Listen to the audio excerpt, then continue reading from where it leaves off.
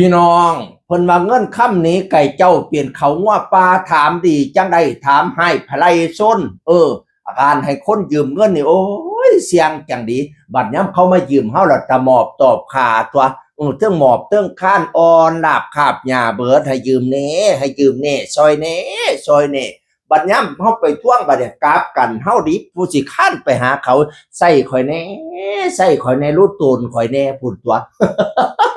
มันกลับกันพี่น้องคอยสิมาเว้าเรียงนัทวัฒน์น้องนัทวัฒน์เป็นแดนเซอร์อยู่วงซ่านเล่าบันเทิงศิลป์น้องภาษาอังกฤษเว้ยน้องอันหรือน้องอันเตี่ยนะน้องอันนัทวัฒน์ติเราโพดขอความหลายมือมาแล้วแหละบัดนี้FCถ่ายคลิปมาให้ข่อยมันแม่นแท้บ่พะนะว่านั่นน่ะตาลิตูนชาติเล่าแท้พะนะว่านั่นน่ะเราเขียนว่าจังซี่ล่ะน้องอันนัทวัฒน์น่ะพี่น้องตอนยืมให้ยืมง่ายๆตอนขึ้นนัดแล้วนัดอีกไม่อ่านไม่ตอบเป็นถึงศิลปินกับยืมเงินแดนเซอร์ค่าตัวสูงกว่าฉันอีกทิปก็ได้ฉันแค่ค่าตัวแค่หลักร้อยคุณมีความจำเป็นต้องใช้เงินเมื่อเห็นใจให้ยืมแล้วก็ควรเห็นใจให้คืนเช่นกันว่าฉันจะได้เงินแต่ละบาทฉันแลกมาด้วยหยาดเหงื่อแรงกายอย่าทำนิสัยแย่ๆแบบนี้เจ้าน่ะค่าตัวสูงกว่าข่อยเจ้าเปลี่ยนศิลปินข่อยเปลี่ยนแดนเซอร์ซื่อๆค่าตัวข่อยหลักร้อยเจ้ามีความจำเป็นในการใช้เงินข่อยก็เลยให้ยืมบัดข่อยยืมแล้วให้คืนข่อยแน่ลูกโตนข่อยแน่แต่ละบาทแต่ละเบี้ยน่ะหยาดแลกโดยมาโดยหยาดแลกกายแลกใจข่อยเมียคือสิตายในตัวเต้นแต่ละคืนน่ะลูกโตนชาติข่อยได้เปียงโอ้ยเบาเป็นตาเห็นใจเถอะเนาะคำเพียงอีพอเขาเปลี่ยนศิลปินไปยืมเงินเขาพี่น้องไปยืมเงินแดนเซอร์แล้วก็เขียนว่าให้ยืมนะครับไม่ใช่ให้ลืมกรุณาติดต่อกับด่วนให้ยืมบ่แม่นให้ลืมได้เงินเขาไปละเสยปันหมาตดเขาให้ยืมเด้บ่แม่นเขาให้ลืมจำเขาได้จำในคุณงามความดีที่เขาให้ยืมแน่โอ้ยโพดโพบักโมบักแตงเด้อกันเป็นลูกหนี้จังซี่เด้อเขียนอีกบัดนี้เนี่ยตอนยืมให้ยืมไม่ง่ายตอนคืนนัดแล้วนัดอีกไม่อ่านไม่ตอบเป็นศิลปินพนาวานะ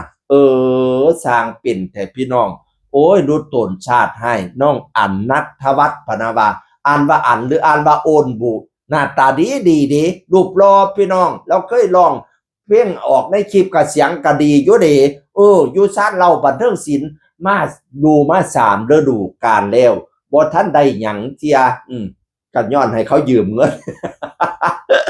คอยเก็บคอยกำเอาบัดในบักลาเงินค้ำเก่าเงินค้ำเจ้าปั่นเขาว่าปลาถามดีจังได้ถามให้ไผไลส้นดีไปถามเขาดูไหลเขาให้เฮาซ้ำเขาด่าเฮาซ้ำมาเฮาไปยืมเงินเขาผู้ตัวไปทวงหนี้ลังเทียนั่นน่ะ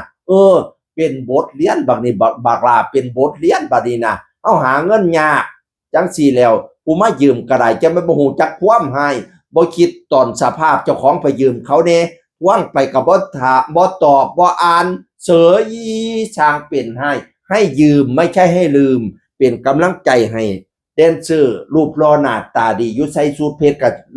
รอดิใส่สูทแดนเซอร์ก็รอดิบ่แม่นธรรมดาน้องอันนัทวัฒน์อ่านชื่อผิดต้องขออนุญาตบาดคำFCส่งขอความเข้ามาถามข่อยว่าแม่นแท้บ่พะนะบาดน่ะข่อยไปซอกเบิ่งโพสต์เนาะก็เห็นเหลืออีกโพสต์เดียวนี่ล่ะส่วนใหญ่คือสิแม่นลบออกแล้วก็บ่จักเขาเจ้ามาใส่กันขึ้นแล้วก็บ่จักคันได้ขึ้นแล้วก็ดีใจนำเด้อบ่ล่ะเด้อบัดนี้จำไว้เป็นบทเรียนอย่าให้ผู้ใดยืมง่ายๆบัดนี้เนี่ย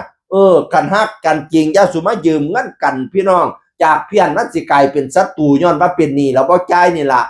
เขาหาเงินยากรู้ตนชาติเขาแน่กว่าสิได้แต่ละบาทน่ะอดหลับอดนอนเต้นว่าสั่นย่ย่อยย้ำหยาย้ำยางผู้ลางคนเป็นลมทั้งเวทีก็มีดีอาชีพแดนเซอร์เนี่ยตุยค่าเวทีก็เคยเห็นมาแล้วพี่น้องรู้ตนชาติกันเนี่ยเงินค้ำหายากเสียงคนเก่าเว้าสู่ฟังสวัสดีครับ